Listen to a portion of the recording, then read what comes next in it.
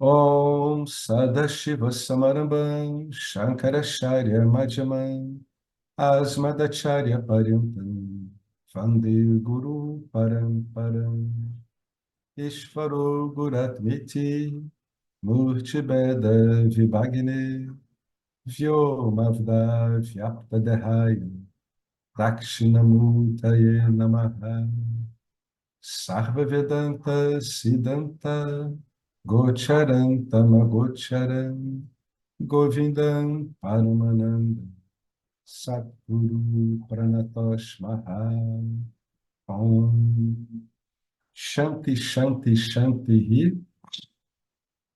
Então, a gente tinha parado aqui justamente no momento em que o Swami Paramartananda ia enumerar esses mais 10 famosos Upanishads, né, esses que foram originalmente comentados por Adi Shankaracharya, que é o patrono aqui, né, dessa linhagem que a gente segue, que é a linhagem não dual. Por isso que a gente diz, você estuda que tipo de Vedanta? Aí você sabe, eu estudo o Vedanta não dual, de base upanishádica, conforme sistematizado por Adi Shankaracharya.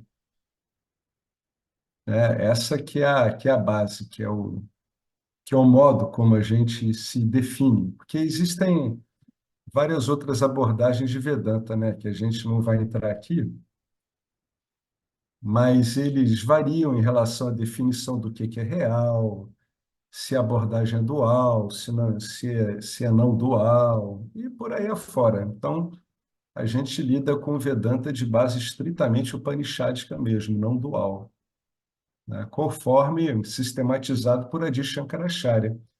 Mas o Bhagavad Gita, os Upanishads e os Brahma Sutras já existiam antes de Adi Shankaracharya, né? Então, por isso que a gente disse que ele é o sistematizador. E o iniciador, a gente já viu aqui que a gente não sabe. Então, a gente toma como dado que começou com a criação. Então, o verdadeiro iniciador é Ishvara, né? É o Dakshinamurti. Então, o, o Swami Paramartananda, ele tinha falado da importância do diálogo, né, no ambiente do Upanishad. Por quê? Porque, primeiro, que o diálogo que é desenvolvido no Upanishad, ele é muito fora do nosso modo habitual de ver, né? Então, ele tende a confundir a mente mesmo, né? Agora, dentro disso, existe uma característica muito importante, é que as perguntas têm que ser feitas de modo apropriado, né, para que o ensino renda. Por isso que ele diz que o aluno que aparece nos Upanishads é o aluno que sabe fazer as perguntas certas, né? Ele tem que saber levantar as questões adequadas, né? E como ele disse assim, os Upanishads são modelos que ficam disponibilizados. Cada modelo desse, ele aborda um modo de expor o ensinamento, que pode ser útil para alguns e talvez não tão útil para outros. Então, é como se você tivesse vários modelos de abordagem, né? E o que é importante nesses modelos de abordagem é que todos eles são coerentes entre si. E o que vai mostrar a coerência deles é realmente o comentário. O Swami ele vai se deter um pouquinho aqui, explicando o problema de tentar assim entender os Upanishads sozinhos, né? Quando você tenta compreender isso lendo sozinho, que é uma coisa que eu já tentei fazer. E realmente, na época, eu não entendi absolutamente coisa alguma, né? Eu via mais como histórias indianas, etc. Na minha ignorância foi o que eu consegui ver mesmo, né? Então ele pergunta assim, quais são esses 10 famosos Upanishads, né? Dentre os quais esse aqui, que a gente está vendo, o Mundaka. Isso é apresentado na forma de sloka, ou seja, na forma de um versinho, né? Então, quais são esses? Aqui tem o verso, né? Isha, Kena, Katso, Prashna, Mundaka, Mandukya, Itareyanka, Chandogya, Brihadaranyaka. E aqui não está claramente esse aqui também, ó, Taittiriya Upanishad. Então, ele introduz aqui Ishvashya Upanishad, que o pessoal chama de Isha, quando lida com ele abreviadamente, tá? Kena, Kato, Prashna, Mundaka, Mandukya, Taitariya, Itareya, Chandogya e o Brihadaranyaka. Esses são os 10 Upanishads com os comentários originais de Adi Shankaracharya. E aí você tem os subcomentários posteriores e tem o subcomentário do sub, mais do sub do sub. Está tudo aí na tradição. O que são esses comentários posteriores? É quando algum comentador viu que seria adequado colocar ali mais um enfoque para tentar compreender o que o Upanishad está passando. Então, a gente tem muitos subs dos subs comentários, né? Ah, é para ler tudo? Pô, claro que não, né? Você vai avaliar os Upanishads conforme o andamento do seu entendimento. Não é para a pessoa ficar versada em Upanishad, né? Embora existam alguns, né, especialmente os monges, como é o caso do Swami Paramarthananda, eles têm uma base, né, filosófica, entre aspas, muito poderosa, né? Tem alguns que têm essa base filosófica muito poderosa, mas o importante é que a escritura veicule, facilite a sua liberação, né? Não é para ninguém aqui ficar um expert nisso, a não ser que queira se aprofundar por algum motivo, né? O Vedanta, depois que a gente sabe do que ele está falando, ele vai ficando mais bonito ainda. Então, muitas e muitas pessoas gostam de manter contato com o Vedanta, né? Esses Upanishads, esses 10 especificamente, foram depois condensados em vários trabalhos independentes, como, por exemplo, o Tattva-bodha, que é uma mini-síntese, e o Viveka-chudamani, também já de Shankaracharya, que é uma mega-síntese. Tá? Mas toda a escritura paralela do Vedanta, ela segue estritamente o que está nos Upanishads. Então, pode ser qualquer escritura, né? Pode ser o Upadesa Sara, pode ser o Panchadasi, pode ser o Tattva Bodha, pode ser o Atma Bodha, não importa. Tá? Todos eles obedecem, né, o que aquela escritura estabeleceu desde o começo. Isso aí torna o Vedanta um ensino impessoal, onde o que procura se passar de geração em geração é o sumo dessas escrituras descontadas alguma visão mais experiencial daquele autor do momento. E isso foi aceito pela tradição, né? É uma tradição que ela tem que ser depurada da impressão pessoal. Por quê? Para que ela possa ser usada, né? Para que não se coloque diante de você uma experiência que você tenha que ter, ou uma habilidade específica que você tenha que ter, não. O que a pessoa tem que ter e ou desenvolver com o passar do tempo são aquelas disciplinas, né? Os 4 grandes Ds que a gente conhece, né? O desapego, o, a, ca- Disciplina, a, capaci, discernimento, a capacidade de ter desejo. discernimento, que é o que discernimento se refere aí? É o discernimento de você poder separar o que é real do que é irreal. Esse que é o discernimento do qual se fala. Depois tem a disciplina, que se resume ao quê? A uma mente apta, adequada para assimilar esse conhecimento. E, finalmente, o mais poderoso de todos, que é o desejo pela liberação. É aquela figura que tem no Vedanta, né? O indivíduo ele tem que se lançar nessa empreitada, sabendo que isso é a coisa mais importante da vida dele. É que nem aquela fábula, né?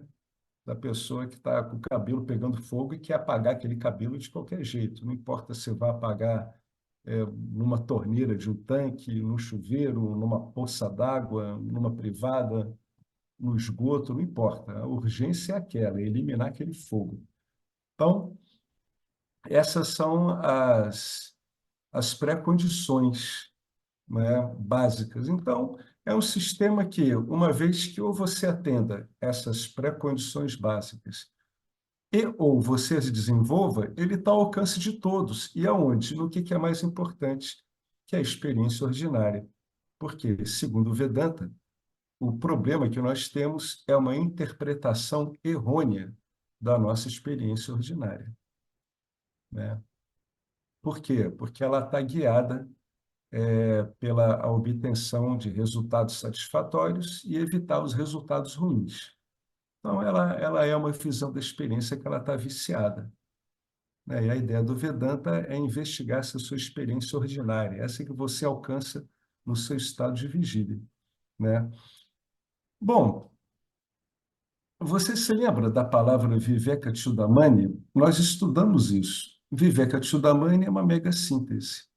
A partir de uma cópia fotográfica do Upanishad, né, que seriam essas escrituras de apoio, agora nós estamos chegando ao Upanishad propriamente dito. Desses 10 Upanishads, o quinto deles tem aí na lista o Ishivasha Upanishad como primeiro, né? Então, quando o cara vai recitar esse sloka, aparece o Isha na frente.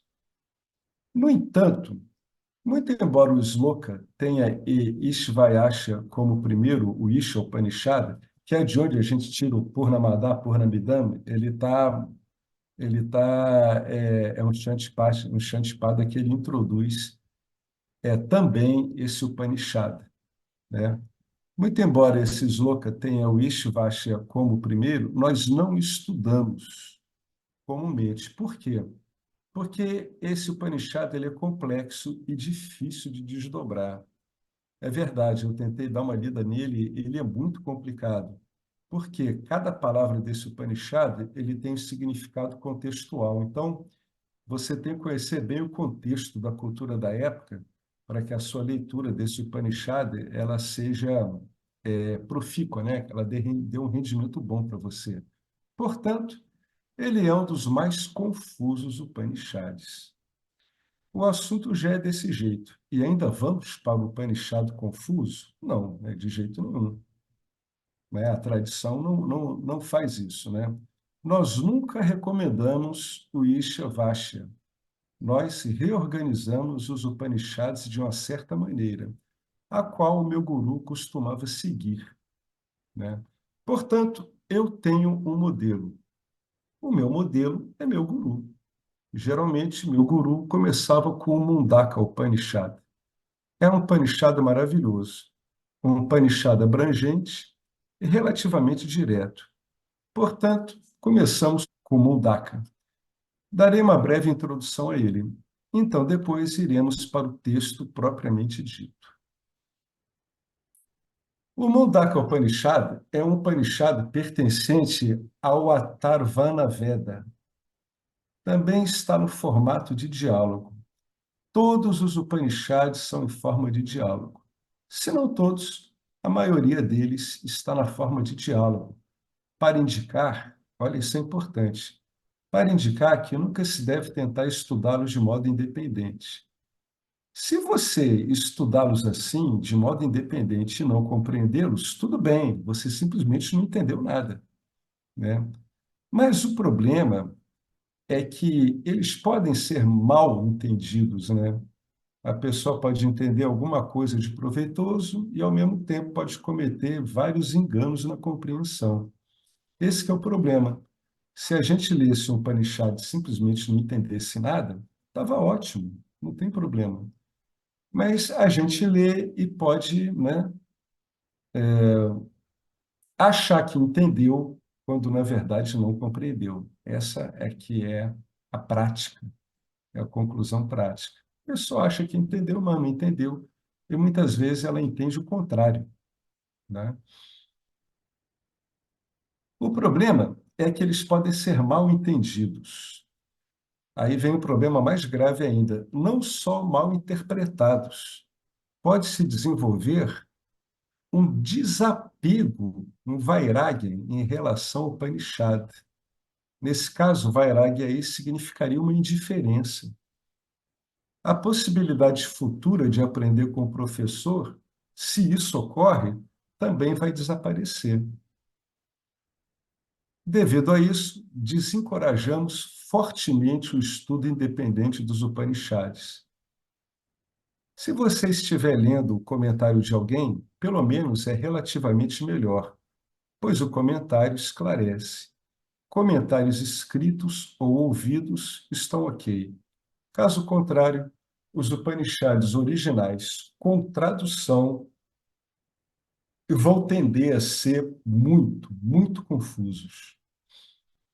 Geralmente eu dou esse exemplo. No Ishivasha há um mantra assim: Avidyaya Mrityum Tritva, ou seja, que você atravesse a mortalidade pela ignorância. Que você atravesse a mortalidade por meio da ignorância. O que é que a gente geralmente pensa? A gente não pensa assim. A gente pensa, você alcança a imortalidade através da sabedoria espiritual. Mas o Upanishad diz que se atravessa a mortalidade através da ignorância. Se a ignorância for o suficiente para atravessarmos a mortalidade, estamos todos muito ricos, pois a ignorância é o capital de que dispomos. Afinal de contas, então, por que deveríamos vir à aula? Mas o Upanishad diz claramente, né? Você, você atravessa a mortalidade por meio da ignorância. O que a gente faz no caso desse? Shankaracharya, então, escreveu um comentário. Não apenas ele escreve na época um comentário, ele justifica o comentário dele usando o quê? Shrukti e Yukti Anubhava. Você se lembra dessas palavras que eu apresentei na minha primeira aula? Baseado no Veda, na escritura, baseado na lógica, que é Yukti, e baseado em nossa experiência, Anubhava. Baseado nisso, ele faz um comentário. Como você vê, tem a escritura como fundamento e tem agora a lógica e a nossa experiência. Ou seja, a gente vai olhar para a nossa experiência, vamos raciocinar em cima da nossa experiência, com base o quê? No Veda. É isso que a gente está fazendo. A gente raciocina, né, a nossa experiência com base no Veda. Portanto, nunca leia a tradução de um Upanishad. Como proceder? Procure dialogar com alguém para que os mal-entendidos possam ser esclarecidos. Bom, este Upanishad ele tem 65 mantras distribuídos em 3 capítulos. Cada capítulo tem 2 seções, que eles chamam de Kanda. Cada capítulo é chamado de Mundaka. 3 mundakas e cada um com 2 kandas ou seções, totalizando 6 seções e 65 mantras. É essa a estrutura.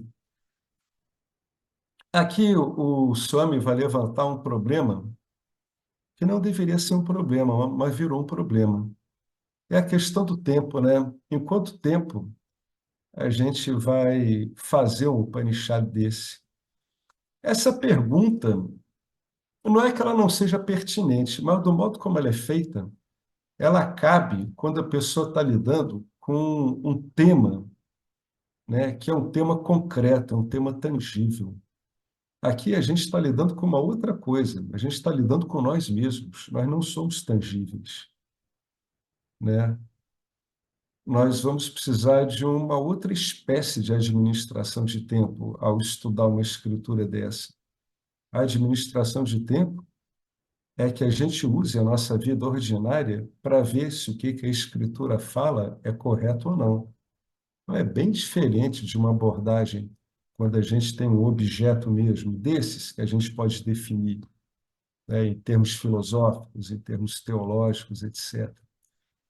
Ele fala assim: muitas pessoas estão sendo bastante específicas quanto ao tempo que isso vai levar. Ou seja, querem saber em quanto tempo vão saber delas mesmas. Esse que é o resumo. Nós temos limitações de tempo.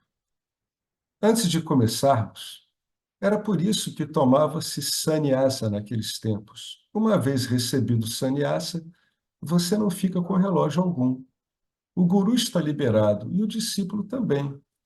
No Gurukulam, que é a escola onde se estuda, os professores, Os swamis decidem dar aulas a qualquer momento. Shimayananda também costumava nos convocar depois do jantar, igualmente de manhã cedo, e à tarde também. Algumas vezes, 5 aulas por dia. Ele terminou todo o Gita em um mês. Você pode ter 5 aulas, 3 aulas, 2 aulas, sempre que quiser. Agora eu não posso fazer isso. São 5 para as 8. Eu tenho que olhar o relógio constantemente. Já nos últimos minutos, não tenho certeza se você ainda está aqui ou se já está de olho no seu próximo programa. Esta é a cidade da Kali Yuga. O guru de Vedanta também vive ocupado, assim como o aluno. É um monte de gente ocupada. É duvidoso se nos encontramos com uma mente relaxada e livre, né? É duvidoso. Está pensando em outra coisa? Como é que a mente vai estar livre? Talvez esteja relaxada, mas não livre. Eu não estou prescrevendo sannyasa, mas a ideia é essa. O Swami ele tem bem essa visão, que era a visão de Adi Shankaracharya também, né? Essas escrituras, elas são recomendadas para renunciantes, né? Formais mesmo. Mas aí vem o ponto que eu já vi outros autores levantando. A maior parte dessas escrituras, elas são elaboradas tendo como base pessoas de uma vida ordinária, comum. Na maior parte das vezes, são gente que tem uma casa própria, tem uma família própria, cuida de coisas simples, ordinárias, né? Então, o que está querendo dizer com isso? Que os rishis, eles, em geral, eles eram, né, arrimos de família, eles eram chefes de família, né? Não tinham uma vida retirada, embora alguns tivessem, mas a maior parte não. Então, ele diz: a ideia é essa. De algum modo, você tem que se retirar do mundo para absorver um ensino desse, né? Isso aí tem que estar claro para você, que você não vai encontrar mais nada que você realmente queira emite no mundo manifesto. Isso tem que estar claro mesmo. Se isso estiver claro para você e você continua procurando coisas em Nietzsche, é porque tem algum condicionamento que tem que ser olhado com mais cuidado. Ele tem que ser confrontado com o ensinamento do Vedanta e com os recursos que o Vedanta tem, né? Se você se acha desapegado, se eu, por exemplo, me acho desapegado, mas a mente continua não disponível como deveria, é porque eu estou precisando ouvir mais e raciocinar um pouco melhor. Às vezes esse raciocínio ele é mais uma contemplação mesmo, até que a pessoa realmente se dê conta, o que que eu estou fazendo, né, que eu não estou conseguindo liberar essa mente do modo adequado. Se você procurar bem, você sempre vai encontrar alguma coisa. Em geral, é uma coisa que tem muita importância para a gente, mas para as outras pessoas não tem. Esse é o dilema do Jiva, né? O Jiva, no fundo, ele é tão solitário que até as grandes coisas dele são uma viagem interna e solitária também, né? Então, só ele pode evidenciar isso e trabalhar em cima disso. Não é para exterminar esse apego, não é uma coisa de destruir imagens mentais que você tenha. É uma questão mais de olhar para essas imagens, comparar com o que a escritura diz e substituí-la por alguma coisa que a escritura propõe. Isso pode demorar o seu tempo, né? Tudo tem o seu tempo. Não se esqueça que nós estamos lidando com condicionamento de décadas. E, de acordo com a tradição, é um condicionamento não é de décadas, né? Ele é de milhares e milhares e milhares de anos, né? Por causa das várias vidas, né? Que o corpo sutil vai lidando à medida que ele vai fazendo o ciclo de nascimentos e mortes, né? Então, é duvidoso se nos encontramos realmente com uma mente relaxada e livre. Eu não estou prescrevendo sannyasa, mas a ideia é essa, é que você realmente seja, de alma, um renunciante. né? Exatamente como os rishis eram. Teremos aproximadamente 35 aulas ou mais. Será necessário um ano, né? Assim, eu proponho cobrir alguns Upanishads, 6 ou 10. Vamos ver mais tarde. Primeiro, vamos começar. E todo Upanishad, ele começa com um Shantipada. O que é um Shantipada? É uma oração, né? Uma oração para que, Senhor, porque eu tenho levado uma vida religiosa, por tudo eu tenho buscado a graça de Deus. Agora, eu busco a graça do Senhor para vir regularmente às aulas, sem obstáculos, de modo que eu possa adquirir o conhecimento. Qual é o conhecimento? O conhecimento, ele é curto e simples. A mensagem do Vedanta, a mensagem da Escritura, a Escritura é a mensagem correta. Nunca se esqueça disso. A gente raciocina, a gente usa a experiência ordinária, mas no fundo a gente está se lastreando pela Escritura. A mensagem do Vedanta é a mensagem correta. Eu tenho que estar certo disso. Quanto a isso, eu não posso ter mais dúvida, né? Qual é a mensagem do Vedanta? Eu não sou miserável Jivatma, eu sou, isso sim, o maravilhoso Paramatma. Devo chegar a essa sabedoria libertadora através do estudo do Upanishad. Iremos só cantar o Shantipada e encerrar por hoje. Eu vou cantar e vocês podem repetir depois de mim. Bem, eu vou eu vou ler a tradução do Shantipada que encabeça esse Upanishad, né? O que ele diz? O Swami Paramartananda, no capítulo seguinte, ele vai detalhar bastante, né? Por que esse Upanishad começa com esse canto, essa oração? E, afinal de contas, por que a oração é necessária, né? Às vezes a pessoa diz assim, eu não gosto de fazer oração. E se você tentar compreender por que ela é importante, né, e refletir sobre isso, né? O que diz esse, essa oração, esse Shantipada específico? Ele diz assim: Om, ó deuses, possamos nós ouvir palavras auspiciosas com nossos ouvidos, enquanto engajados em sacrifícios, né, nos rituais, possamos nós ver coisas auspiciosas com nossos olhos, enquanto estivermos louvando os deuses com membros fortes, com firmeza, com segurança, possamos nós desfrutar de uma vida que é benéfica aos deuses. Possa Indra, de fama tão conhecida, de fama ancestral, ser auspicioso conosco. Possa o Todo-Conhecedor Puxa, o Deus da Terra, ser propício a nós, e possa Garuda, o destruidor do mal, estar bem disposto em relação a nós. Possa Brihaspati assegurar o nosso bem-estar. Om, paz, paz, paz.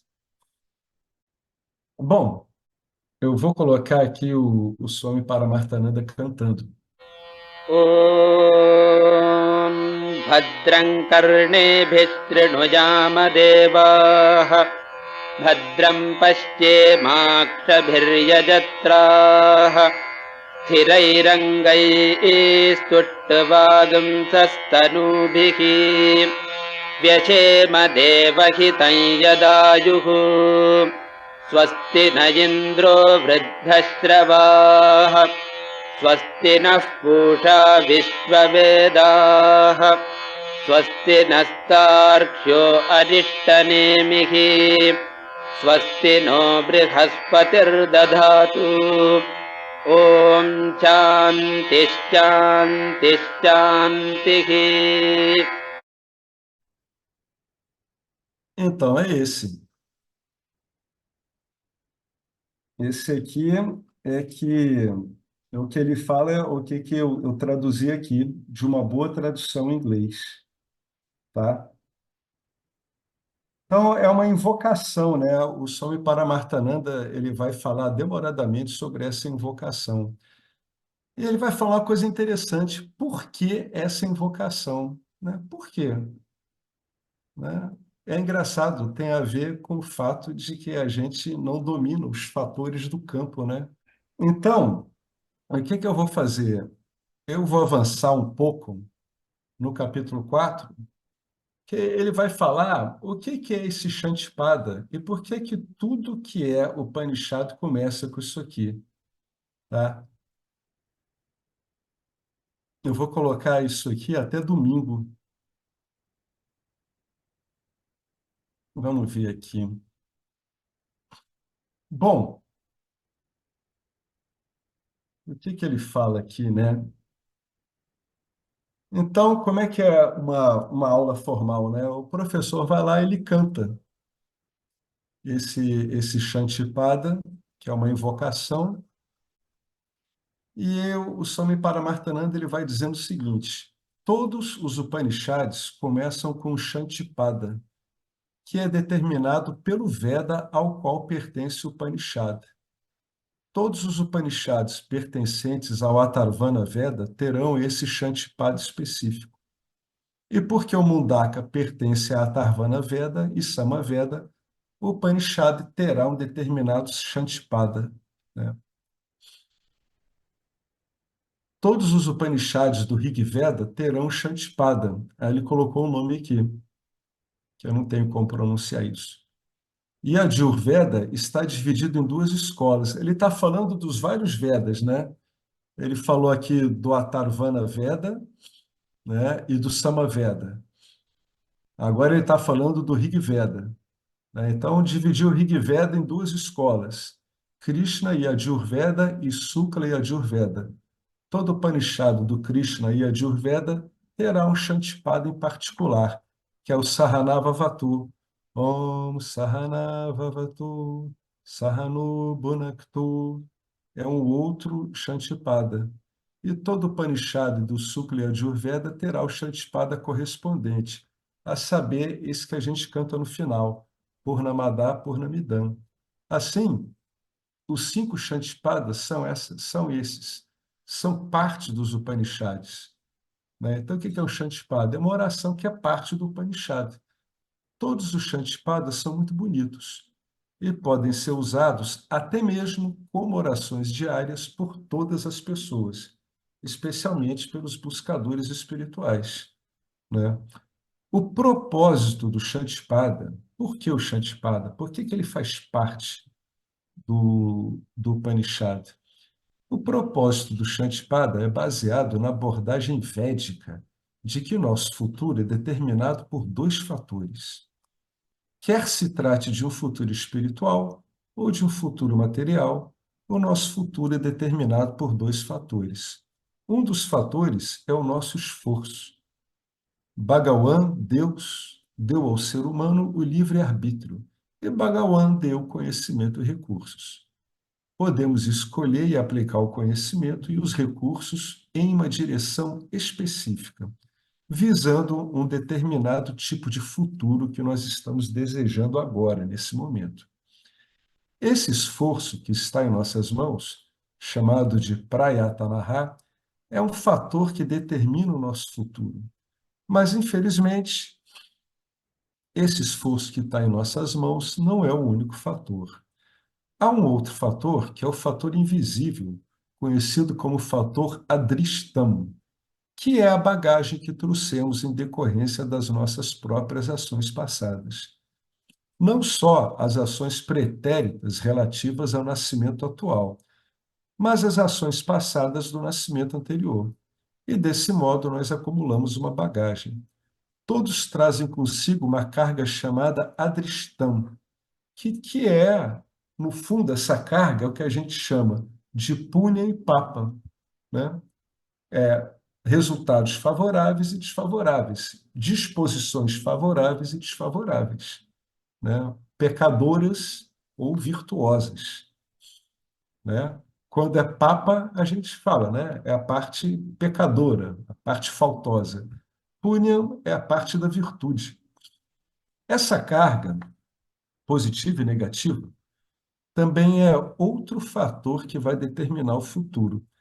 A carga pode ser um fator favorável, ou às vezes pode ser desfavorável, ou seja, a carga pode ser um fator de aceleração ou de desaceleração na sua trajetória.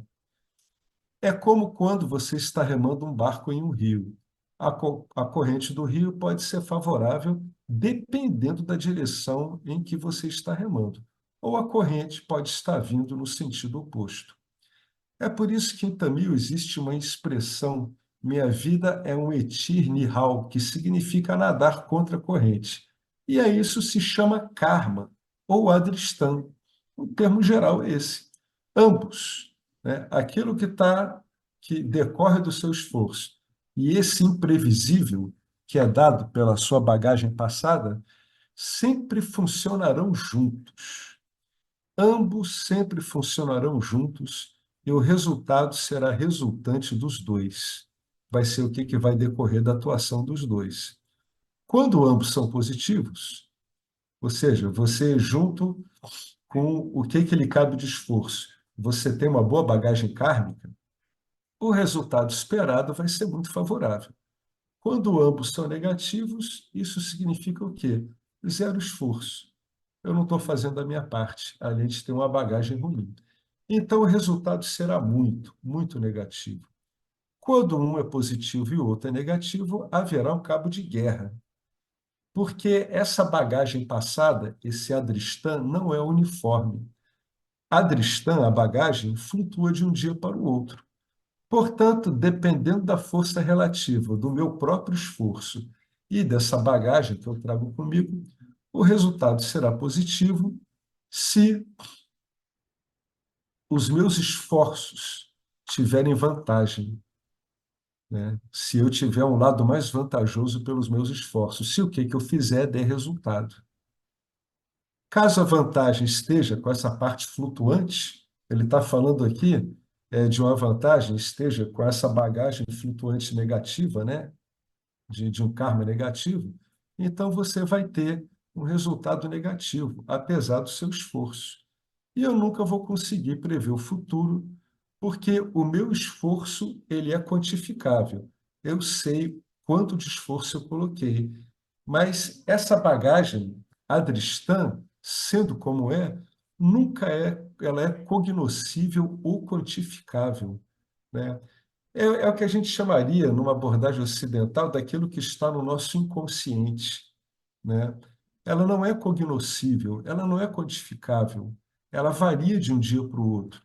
Portanto, o nosso futuro será sempre um mistério. Nosso futuro sempre será um mistério.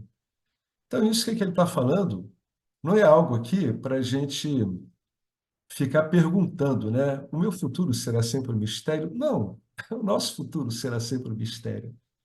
É por isso que a gente é apanhado em coisas que a gente jamais imaginaria na vida. E, portanto, sabendo que o nosso futuro sempre será um mistério, nesse caso, o buscador espiritual fica se preocupando se esse adristan, se essa bagagem, ela é favorável para o estudo do Upanishad. Eu devo vir às aulas regularmente e ser capaz de ouvir, né?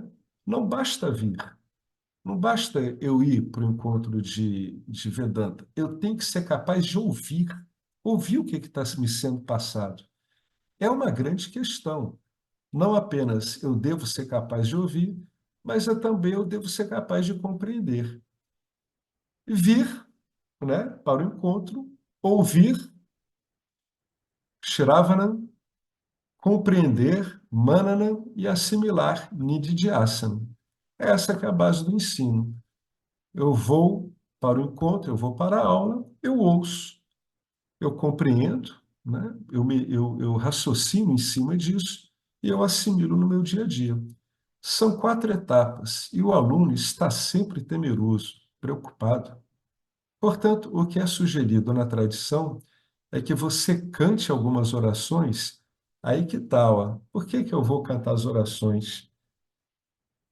É um tiro no escuro, né? Você canta algumas orações e gera algum adristam positivo. Para quê? Para ver o efeito que vai dar. O próprio canto vai produzir alguma bagagem positiva, de modo que, se houver alguns adristãs, algumas bagagens negativas, o positivo vai neutralizá-las, né? Ou, pelo menos, reduzir o impacto deles, né? Então, aqui ele explica por que que a gente faz essas invocações. Por que que a gente faz essas invocações? Porque a gente está lidando com o mistério, né, dado pelo próprio resultado da nossa trajetória enquanto Jiva. A gente não sabe disso, isso não é cognoscível, isso não é quantificável. Então, o que que eu faço? Eu jogo, né, uma oração. Né? Eu jogo uma oração para ver se ela capta alguma coisa ruim e anula ela ou potencializa a boa. É que nem se você tivesse assim, num joguinho desses assim que tem aviões, mísseis, etc. E você sabe que hoje em dia os aviões eles espalham um monte de sinais, né? Quando vão progredindo pelo campo de batalha. O que que são esses sinais? Esses sinais podem ser qualquer coisa. Podem ser bolas infravermelhas, podem ser interferências de radar. É exatamente a mesma coisa. Você está entrando num campo minado, que é as convicções profundas da sua mente. Então, o que que você faz?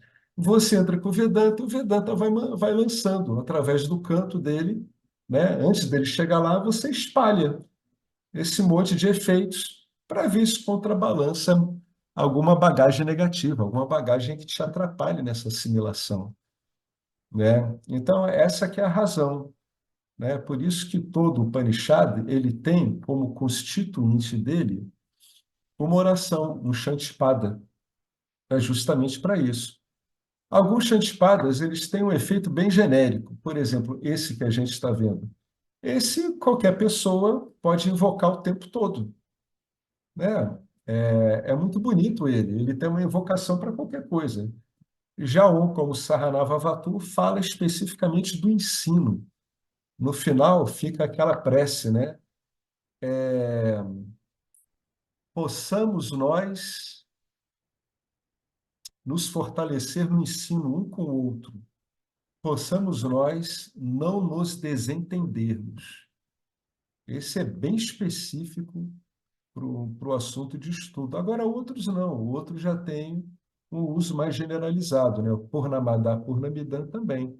Então, varia muito, né? Mas sempre todo o Upanishad ele tem um Shantipada, e vamos ver se com o passar do tempo a gente consegue cantar isso também, né?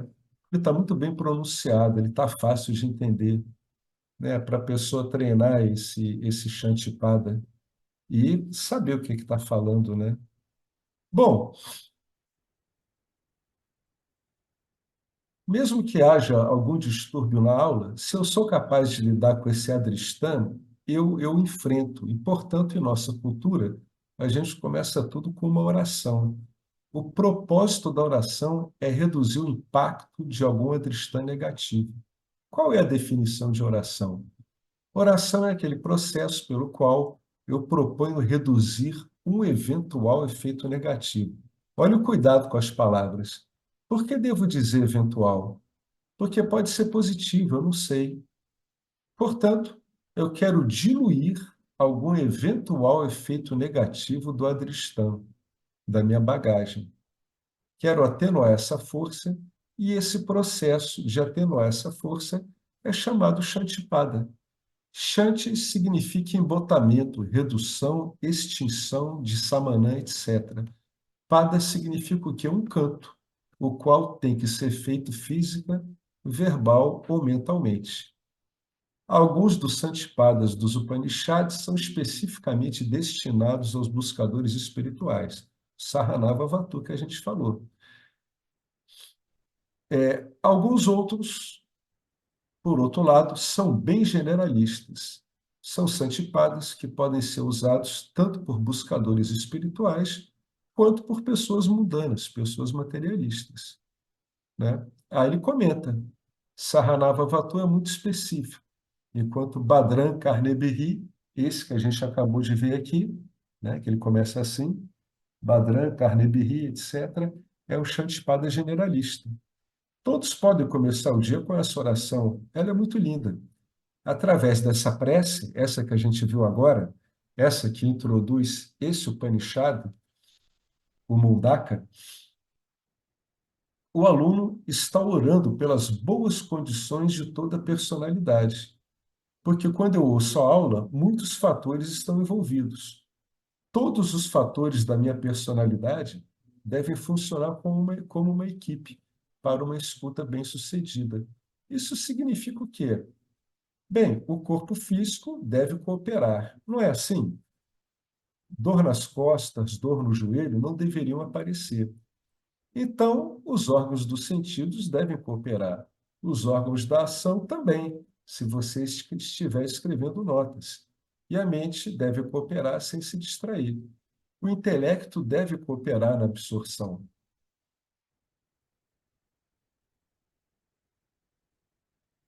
Todas essas faculdades são chamadas de karanams diferentes, são diferentes karanams, diferentes faculdades. De acordo com a nossa tradição, existem várias deidades, né, deidades responsáveis por cada faculdade específica. Assim como temos um governo, mas existem vários departamentos que lidam com várias áreas, Deus é um, mas os departamentos são muitos. Cada departamento tem um gabinete com seu ministro. Similarmente, para o governo de Ishvara, existem vários departamentos e cada um tem um chefe chamado ministro. Nas escrituras, eles são chamados Adhisthana Devata. Para cada órgão do corpo físico, temos o Adhisthana Devata, órgãos de ação, órgãos sensoriais também de conhecimento. Nessa oração, estamos invocando a graça de todos aqueles devatas, pedindo que meu corpo tem que permanecer em ordem pelo menos por uma hora. Não só isso, ele deve estar, de preferência, sempre em ordem. Da mesma forma, a mente deve estar pronta. Esta é a oração. Vamos interpretar isso de duas formas, né? Essa oração, tanto do ângulo espiritual como do ponto de vista geral. Então, aqui, ele vai começar a falar dessa oração. Por que que ela é assim? O que que ela está invocando? É isso que ele vai falar. E a gente vai parar por aqui, tá? Então, no encontro seguinte, eu já vou ter postado esse capítulo 4. Ele é meio grande, e a gente vai entrar aqui, que seria a página 3, já desse capítulo 4, tá? Como vocês veem, ele é muito detalhista, né? Ele explica qual é a estruturação do Upanishad, né? Por que que tem essa oração antes? Ela visa realizar o quê? O que que nós esperamos com essa invocação? Por que que é válido essa invocação? Né? Ao que ela se destina? Como é que deve estar toda a personalidade para lidar com esse conhecimento? Esse conhecimento todo, ele demanda uma capacidade de discernimento e avaliação muito sutil. Se essa capacidade não está presente, o Vedanta, com o passar do tempo, ele vai dando essa capacidade à pessoa. A pessoa vai ficando com um discernimento extremamente sutil. Então, a gente vai ver, né, essa oração específica do ponto de vista tanto espiritual, que é o do buscador, é o caso da gente, como do ponto de vista geral, tá? Aqui tem alguns assuntos bem interessantes aqui nesse capítulo. Então, eu vou parar por aqui, nesse novo modelo que a gente está usando, e eu quero saber se vocês querem falar alguma coisa, querem comentar alguma coisa, ou se está tudo bem, ou se, na verdade, está tudo sempre bem, que é a postura adequada, né? Para o estudante de Vedanta, que tudo está sempre bem, mesmo que eu esteja odiando. É sempre assim. É que é, esses primeiros esse primeiro texto aí é bastante informativo ainda, né? A gente está só recebendo a informação de como é, de que maneira é, né? O que significa, né? Então, é muito legal. É, é exatamente isso aí, Mauro. Tudo isso que a gente viu até agora, ele serve para abordar qualquer Upanishad, né? Como você falou, basicamente é informativo, né? É algo que permite a gente abordar e entender, né? Por que que o Upanishad se estrutura assim, né? Por que que essas coisas estão lá, não é? Então, é isso. Basicamente, é mais informação mesmo. Só vai começar a melhorar a partir do capítulo que vem, Uhum. que aí vai entrar nos versos propriamente ditos, né? Aqui ele vai se estender bastante aqui, né, nesse Shantipada. E o que que a gente espera com isso, né? E como é que isso é visto no seu dia a dia, né? Como é que você lida no dia a dia? Que invocação é essa? Por que que ele está querendo dizer que ela é generalista? É porque ela tem uma visão generalista mesmo, além de uma mais específica. Beleza? Então, tudo tranquilo? Todos felizes com o novo horário? Eu estou bem feliz. Eu não vou ser tendencioso aqui às inversas, né? Eu acho melhor mesmo. Isso aqui é muito denso. Eu sugiro a gente ir lendo o que que já foi feito anteriormente, né? Para essas informações, como o Mauro falou, né? Essa introdução, essas informações todas ficarem bem claras para a gente. Tá joia? Então a gente encerra por aqui, beleza? Então vamos lá. Vamos então usar o Shantipada do Isha Upanishad. Ele está em outros. Mas vamos encerrar com o Shantipada do Isha Upanishad.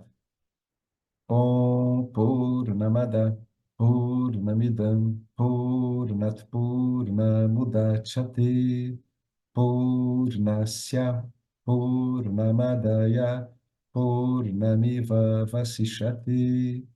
Om Shanti Shanti Shanti. Gratidão, Vedanta, gratidão ao Dakshinamurti Ishvara e gratidão a tudo por nós estarmos aqui agora se aprofundando no Upanishad, né?